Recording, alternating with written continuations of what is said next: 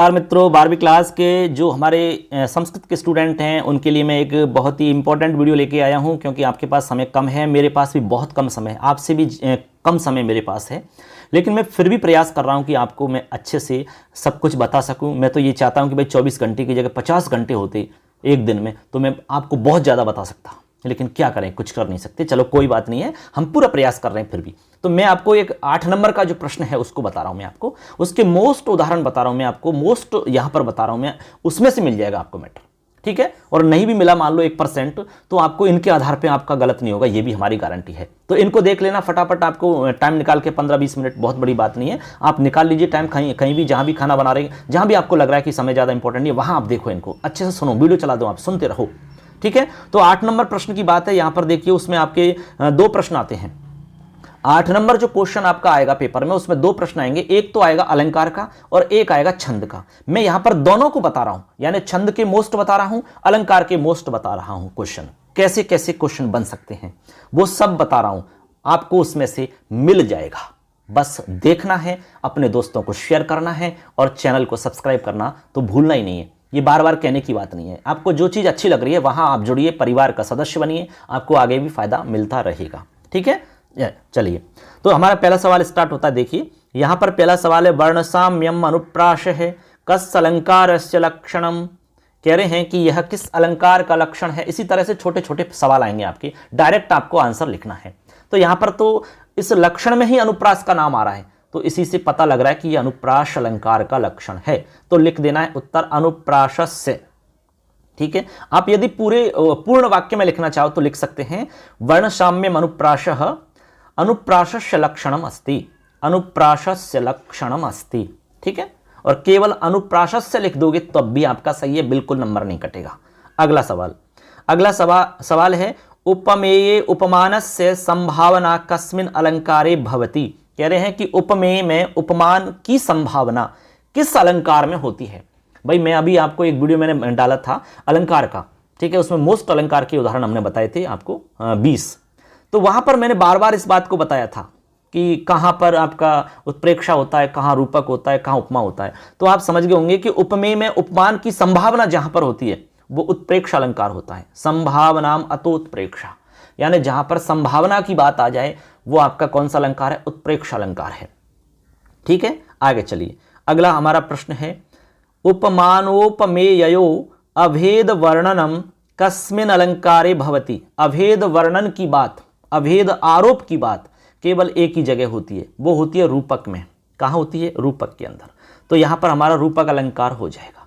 अभेद आरोप की बात, अभेद की प्रतीति केवल एक ही जगह होती है और वो होती है रूपक के अंदर। तो यहां पर हमारा रूपक अलंकार हो जाएगा, तद्रूपक वेदो यह उपमानोपमेयो। हमने उदाहरण भी बताया था, लता वधुभ्यस्तर्वोप्यवप्यवापुर विनम्र शाखा भुजबंधनानि, ठीक है। तो इस तरह से यहां पर आपका आंसर हो जाएगा रूपक। आगे चलिए, आगे हमारा प्रश्न है इसमें जो आपकी आ सकता है एग्जाम में, सामान्यस्य विशेषेण विशेषस्य सामान्येन वा समर्थनम कस्मिन् अलंकारे भवति। हमने कहा, इसका पहला अर्थ बता रहा हूं, सामान्य का विशेष से और विशेष का सामान्य से समर्थन किस अलंकार में होता है। देखो अर्थांतरन्यास इसका आपका आंसर हो जाएगा। अर्थांतरन्यास अलंकार के अंदर एक सामान्यवाद से विशेषवाद के माध्यम से या विशेष का सामान्य के माध्यम से समर्थन किया जाता है। हमने कहा आपको कि एक बात का दूसरी बात के द्वारा समर्थन होता है, तो वहां पर आपका अर्थांतरन्यास अलंकार होता है। हमने इसका उदाहरण भी आपको बताया था, ठीक है। पिछला वीडियो जो हमने बताया उसमें आप इसको समझ सकते हैं अच्छे से कि भाई अर्थांतरन्यास होता क्या है। मैंने आपको उदाहरण अच्छे से समझाया था। इसमें हमने कहा कि जब सामान्य का विशेष के द्वारा और विशेष का सामान्य के द्वारा, जहां पर साधर्म के आधार हो, साधर्म हो या फिर वैधर्म हो, दोनों के आधार पर जहां पर समर्थन किया जाता है वहां पर अर्थांतरन्यास अलंकार होता है। क्लियर है बात। ऐसे मैंने उदाहरण भी बताया था आपको कि महान लोगों की सहायता से जो छोटे लोग होते हैं वो अपने काम को पूरा कर लेते हैं। जिस तरह से पहाड़ की जो छोटी छोटी नदियां होती हैं वो बड़ी नदियों की सहायता से समुद्र तक पहुंच जाती हैं। तो एक बात का समर्थन दूसरी बात से किया जा रहा है, तो यहां पर आपका अलंकार अर्थांतरन्यास होता है, ठीक है। आगे चलिए, आगे हमारा प्रश्न है, एक पदेन अनेकार्थ बोधनम कस्मिन् अलंकारे भवति। एक पद से अनेकार्थ का बोध किस अलंकार में होता है। यानी हमने कहा कि एक शब्द में ही अर्थ छुपे रहते हैं दो, तो एक शब्द में अनेक अर्थ रहते हैं, तो ऐसा केवल श्लेष अलंकार में होता है। श्लेष में, किसमें? श्लेष अलंकार के अंदर होता है ऐसा। इसका हमने आपको एग्जाम्पल भी बताया था स्पष्ट करके।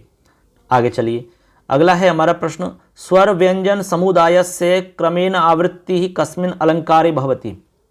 कह रहे हैं कि स्वर व्यंजन समुदाय की क्रम से आवृत्ति किस अलंकार में होती है? क्रम से। देखो आवृत्ति तो व्यंजन वर्णों की आवृत्ति तो अनुप्रास में भी होती है, लेकिन यहां कह रहे हैं कि स्वर व्यंजन समुदाय की आवृत्ति होती है। वहां समुदाय जरूरी नहीं है, वहां केवल एक वर्ण की भी आवृत्ति हो सकती है। यहां समुदाय की आवृत्ति, और वो भी क्रम से आवृत्ति होगी, क्रम से। तो यहां पर आपका कौन सा अलंकार होगा? यमक अलंकार। जैसे हमने कहा कि नव पलाश पलाश वनम पुरः कनक कनकते सौगुने माधकता आदि का है, इस तरह से यमक अलंकार हो जाएगा आपका। ठीक है, उत्तर। आगे सुनिए, ये प्रश्न बहुत ही मोस्ट है, इनको एक बार सुन लेना। काव्य शास्त्रे शब्दार्थयो सौंदर्य वर्धकम तत्वम किम कथ्यते। कह रहे हैं कि काव्य शास्त्र में शब्दार्थयो यानी शब्द और अर्थ के सौंदर्य वर्धक तत्व को क्या कहते हैं? उसको कहते हैं अलंकार। जो सौंदर्य वर्धक तत्व होता है उसका नाम अलंकार है। अलंकार का मतलब ही सुशोभित करना है, अच्छा बनाना है। ठीक है, ऐसे। आगे है, स्वरस्य वैषम्येपि शब्दानाम समानता कस्मिन अलंकारे भवति। मैं इसको बता चुका हूं कि जहां पर स्वरों की तो विषमता रहती है और व्यंजन वर्णों की समानता रहती है, वहां पर अनुप्रास अलंकार होता है। जैसे हमने कहा पल पल तरसते थे उस पल के लिए, पर वो पल आया भी तो कुछ पल के लिए। सोचा था उसे जिंदगी का हसीन पल बना ले, पर वो पल रुका भी तो कुछ पल के लिए। ये है आपका अनुप्रास अलंकार। ठीक है, आगे देखिए, अलंकार अलंकार कति विधम भवति। अलंकार कितने प्रकार का होता है? अलंकार त्रिविधा भवंती। अलंकार तीन प्रकार का होता है, शब्द अलंकार, अर्थालंकार और उभयालंकार। तीन प्रकार के अलंकार होते हैं। आगे अगला सवाल, उत्प्रेक्षा अलंकार से लक्षणम लिखत। उत्प्रेक्षा अलंकार का लक्षण बताइए भाई। उत्प्रेक्षा अलंकार का लक्षण होता है, तो देखिए यहां पर आप लिखेंगे उत्प्रेक्षा अलंकार का लक्षण, भवेत संभावनोत्प्रेक्षा प्रकृतस्य परात्मनः। ये हमारा लक्षण है। लक्षण आपने याद किया होगा, कोई बड़ी बात नहीं इसमें। आगे देखिए, शब्दालंकार द्वयस्य कश्चित नाम लिखत। कस्यचित यानी शब्दालंकार के दो उदाहरण लिखने हैं आपको, कोई नाम लिखना है शब्दालंकार। एक तो अनुप्रास है और एक श्लेष है, यानी जहां पर शब्द के माध्यम से उसमें चमत्कार उत्पन्न होता हो, शब्दों के माध्यम से, तो अनुप्रास है, और एक आपका श्लेष है। और जहां अर्थ के हिसाब से होता है वो अर्थालंकार होते हैं, और जहां दोनों के गुण पाए जाते हैं वो उभय अलंकार होते हैं। लेकिन हमसे शब्द की पूछ रहे हैं तो अनुप्रास है, श्लेष है। अगला सवाल आगे देखिए, अगला सवाल है, अनुप्रास अलंकारस्य कति भेदा सन्ति। अनुप्रास अलंकार के कितने भेद हैं? अब देखो इसमें आपको केवल भेद बताने हैं कि कितने होते हैं, तो यहां पर आपका आंसर हो जाएगा 5। अनुप्रास अलंकार के 5 भेद होते हैं फ्रेंड्स। कितने भेद होते हैं? 5। ठीक है, देखिए आगे चलिए, साहित्य अलंकाराणाम का उपयोगिता। कह रहे हैं कि साहित्य में अलंकारों की क्या उपयोगिता है। अब इसमें आप लिख सकते हो कि काव्य शोभा वर्धनाय अलंकाराणाम महति उपयोगिता वर्तते। काव्य शोभा नाम वर्धनाय यानी काव्य शोभा को बढ़ाने के लिए अलंकारों की बहुत ही उपयोगिता है। काव्य की शोभा बढ़ाने के लिए ऐसा आप लिख सकते हैं, काव्य शोभा वर्धनाय, इतना लिख सकते हो आप। ठीक है, आगे चलिए, प्रस्फुटम सुंदरम साम्यम कस्मिन अलंकारे भवति। प्रस्फुटम सुंदरम साम्यम उपमेत्य विधीयते ही। प्रस्फुटम यानी जहां पर स्पष्ट सुंदर समानता की जाती है, वहां पर आपका कौन सा? उपमा अलंकार होता है। प्रस्फुट सुंदर साम्य की बात केवल उपमा अलंकार में की जाती है, तो यहां पर हमारा कौन सा अलंकार हो जाएगा? उपमा अलंकार हो जाता है। यानी अति स्पष्ट और सुंदर समानता को उपमा कहते हैं, ऐसा आप समझ सकते हैं। क्लियर है? इसका आंसर होगा उपमा। अगला सवाल है, उत्प्रेक्षा शब्दस्य अर्थे अस्ति। उत्प्रेक्षा का अर्थ बताना है। संभावना। उत्प्रेक्षा का अर्थ होता है संभावना। ये छोटे छोटे सवाल हैं जो आपके निश्चित रूप से आएंगे, इनमें से मिल जाएगा आपको, तो इनको रट लेना, आप समझ लेना, कंठस्थ कर लेना। आगे देखिए, यहां तक तो हो गए अलंकार की। अब मैं आगे बता रहा हूं छंद वाले सवाल, क्योंकि एक अलंकार का सवाल आता है और एक छंद का आता है। केवल 2 ही प्रश्न आते हैं आपके 8 नंबर में, समझ गए? ऐसे चलिए अब छंद वाले देखते हैं। त्रिलघु के गणे भवति, यानी 3 लघु वाला कौन सा गण होता है जहां पर 3 ही लघु आते हैं? तो 3 लघु केवल एक ही गण में आते हैं, नगण में। ठीक है, तो इस तरह से नगण में केवल 3 आएंगे आपको, आई आई आई, ये आपके नगण हो गया। ठीक है, ऐसे 3 आपको लघु आएंगे। आगे कह रहे हैं कि अंत गुरु के गण कथ्यते। अंत गुरु कौन सा होता है? तो ये आपको अंदाजा लगाना होगा। आपको ऐसा करिए, आप रफ जहाँ आप रफ कार्य करते हैं काफ़ी में, लास्ट क्लास में पीछे पीछे आप सूत्र लिख लेना, गण सूत्र। ये माता राज भान सलगा, ये आपके लिए बहुत सहायता करेगा। तो इसमें फटाफट देख लो आपकी अंत में गुरु कहाँ पर आ रहा है, तो आप देखोगे तो ये माता राजभान सलगा, तो से ले और गा, लास्ट में आ रहा है से ले गा। तो देखो पहला आपका लघु, दूसरा लघु और लास्ट में आपका तीसरा गुरु हो गया। तो ये अंत गुरु पूछ रहा है, अंत में गुरु हो गया तो आपका सगण उत्तर हो जाएगा, से गण। ठीक है, इस तरह से आप उसमें पहचान सकते हैं। अगला प्रश्न है गण है कै कथ्यते, गण किसे कहते हैं? वर्णत्रय समूहात्मक को गण कथ्यते, यानी वर्णत्रय समूह, 3 वर्णों का जो समूह होता है उसको गण कहते हैं। 3 वर्णों के समूह को गण कहते हैं। जैसे हमने कहा कि ल ख न है, 3 वर्ण हो गए, ये आपका जो समूह है ये गण हो गया एक। हमने कहा कि रमण, तो ये आपका 3 गण हो गए, यानी 3 वर्ण हो गए तो एक गण बन गया। 3 वर्णों से मिलके एक गण तैयार होता है, तो 3 वर्णों का जो समूह है वो गण कहलाता है। ठीक है, वर्णत्रय समूह गणः कथ्यते, ऐसे आप लिख सकते हो।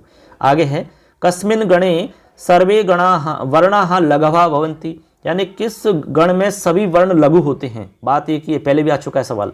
तो ये आपका केवल एक ही ऐसा नगण है, तो नगण में तीनों आपके लघु आएंगे इस तरह से। क्लियर है? ऐसे अभ्यास हो जाएगा आपका। आगे सवाल है प्रति चरणम अष्टवर्णा कस्मिन् छंदसी भवन्ति, यानी प्रति चरण में 8 वर्ण किस छंद में होते हैं। तो आपको लिखना होगा अनुष्टुप में। अनुष्टुप में आपके 8 वर्ण होते हैं प्रत्येक लाइन में। ठीक है, जैसे श्लोक षष्ठम गुरुगेयम सर्वत्र लघु पंचमम द्विचतुष्पादयोरिष्वम सप्तमम दीर्घमन्नयोः, ऐसे। तो आपको कहाँ मिलेंगे? 8 वर्ण मिलेंगे एक लाइन में, आप गिन के देख सकते हो। अयम निजा परो वेति गणना लघु चेतशाम, आप गिन सकते हैं 8 मिलेंगे। ठीक है, आगे देखिए मध्य गुरु इति नामना कै गणः ख्यात है। मध्य गुरु किस गण को कहते हैं? तो मध्य गुरु कहेंगे जगण को, क्योंकि जगण आप बनाओगे तो आपको बनेगा ये माता राज भान, जय भान, तो जय भा और ने ऐसे बनेगा, ISI बनेगा ना। तो मध्य में गुरु हो गया इसमें, तो मध्य गुरु कहते हैं जगण को। ऐसे आप देख सकते हैं लगा के, उससे आपको पता रहेगा। अगला सवाल है छंद शास्त्रे पाद है इत्यस्य अर्थ है, यानी क्या अर्थ है? छंद शास्त्र में पाद का क्या अर्थ है? तो उत्तर लिखना है गेय पादस चतुर्थांश है, यानी जो चतुर्थांश है, ठीक है, उसको हम पाद कहते हैं। यानी जो श्लोक है हमारा, श्लोक का जो चौथा अंश होता है उसको पाद कहते हैं। पाद का मतलब चरण भी होता है। प्रत्येक श्लोक में 4 चरण मिलते हैं। जैसे श्लोक षष्ठम गुरुगेयम, श्लोक षष्ठम गुरुगेयम सर्वत्र लघु पंचमम, तो श्लोक षष्ठम गुरुगेयम एक चरण हो गया, फिर सर्वत्र लघु पंचमम दूसरा चरण हो गया। ऐसे फिर अगली लाइन में आपके 2 चरण अगली लाइन में मिलेंगे, इस तरीक़ा से। तो जो आपका श्लोक का चतुर्थांश है उसको आपको पाद मानना चाहिए, उसको पाद समझना चाहिए, ऐसा मतलब है इसका। गेह पादस चतुर्थांश है। क्लियर है? आगे देखिए आपके लिए प्रश्न आया है गण विधायक सूत्रम लिखत, गण विधायक सूत्र लिखना है। तो ये सूत्र आपके लिए वेरी वेरी मोस्ट है। इसको आप, मैं तो ये कहूँगा कि लास्ट वाले पेज पे रफ कार्य जहाँ करते हो वहाँ लिख देना इसको जाते ही, ये बहुत ही काम का है।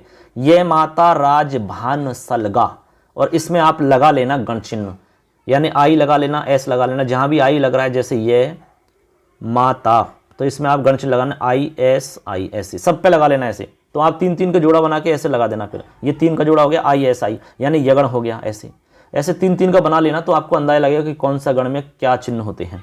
आगे है शिखरणी छंदसी कति वर्णा भवंती, शिखरणी में कितने वर्ण होते हैं? याद रखना है 17 वर्ण होते हैं। कितने? 17। रशैरुद्रैश्चिन्ना यमन सभुलाग शिखरणी, ऐसे। आगे है हमारा गणः कति भवन्ति, गण कितने होते हैं? 8। अष्टौ गणः भवन्ति, 8 गण आपके होते हैं टोटल। यह माता राजभान शलगा से 8 गण बन जाएंगे। क्लियर है? ऐसे। आगे है मगणस्य स्वरूपम लिख्यताम, मगण का स्वरूप। मगण का स्वरूप होता है आपके तीनों ही आपके दीर्घ होते हैं, SSS, ट्रिपल S, ठीक है। और जहाँ पर तीनों के तीनों लघु हों वो आपका नगण होता है, और ये आपका तीनों इसमें गुरु होते हैं तो मगण होता है। आगे है छंद शास्त्रे यति अर्थ के अस्ति, यानी यति का अर्थ बताना है।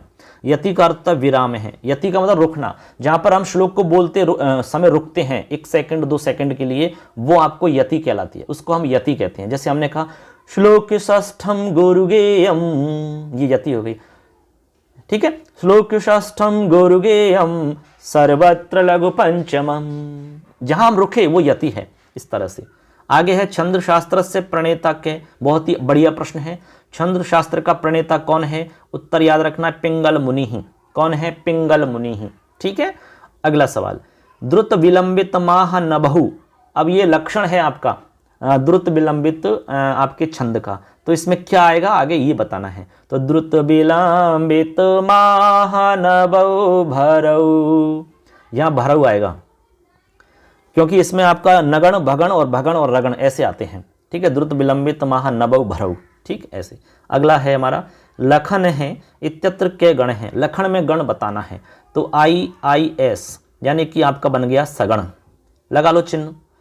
लास्ट है हमारा छंद तु वेदस्य, खाली स्थान दे रखा है तु वेदस्य, यानी छंद, आपने एक प्रसिद्ध लाइन सुनी होगी, छंद पादौ तु वेदस्य हस्तकल्पोत्पठ्यते ही, यानी जो आपका छंद है उसको वेद पुरुष के पैर माने गए हैं, तो यहां पर आ जाएगा पादौ, छंद है पादौ तु वेदस्य, जो वेद पुरुष है उसके लिए जो छंद हैं वो पैर हैं, ठीक है। पैर, जिस तरह पैरों के बिना चला नहीं जाता है, उसी तरह से हमारे काव्य के अंदर छंद नहीं होंगे तो छंद, जो हमारा काव्य है वो एक प्रकार से पंगु मान लो, पंगु हो जाता है। इस तरह से छंद पादौ तु वेदस्य, ये हमारी लाइन है, पंक्ति। तो इस तरह से मित्रों यहाँ पर हमने वो मोस्ट इंपॉर्टेंट आपको क्वेश्चन बताए, अलंकार से संबंधित और छंद से संबंधित। आपके 8 नंबर जो प्रश्न आएगा उसमें इन्हीं में से प्रश्न आपको बन जाएंगे 99%, ठीक है। और आपको मान लो सेम नहीं आया या फिर इससे रिलेटेड नहीं आया तो इसमें जो भी अलग आएगा वो आपके इसके आधार पर हो भी जाएगा, ठीक है। तो आप इनको 1-2 बार सुन लेना, अपने दोस्तों को शेयर कर देना और चैनल से आप जुड़ जाना, इसमें कहने की बात ही नहीं है। आपको अच्छा लग रहा है तो जुड़िए, कोई प्रॉब्लम नहीं है, ठीक है। हमारा प्रयास है, हम लगातार कर रहे हैं, हमारा जो काम है वो हम कर रहे हैं, ठीक है। आगे मैं आपको संधि का वीडियो भी लेके आ रहा हूँ, संधि में जो मोस्ट इंपॉर्टेंट है आपको मैं सूत्र सहित बताऊंगा, ठीक है। उसको एक्सप्लेन करके बताऊंगा संधि के उदाहरण को, और सूत्र भी बताऊंगा, तो वो आप देख लेना। जितने भी पुराने पेपर हुए हैं, पुराने पेपरों में जितने उदाहरण आए हैं मैं उन सबको क्लियर करूंगा व्याख्या सहित, ठीक है। तो उसमें से आपको मिल जाएगा। फिर काफ़ी मेहनत करके मैंने तैयार किया है मैटर ये, ठीक है। तो चलिए नेक्स्ट वीडियो में मिलेंगे, इसको अच्छे से देखो, अपने दोस्तों को शेयर करो सबको, और मेहनत अच्छे से करो, क्योंकि मेहनत करने वालों की कभी हार नहीं होती, लहरों से डरने वालों की नौका पार नहीं होती है। इसलिए मेहनत करो बस। धन्यवाद सबके लिए, अच्छे से सुनते रहो और तैयारी में लगे रहो। Best of luck for exam.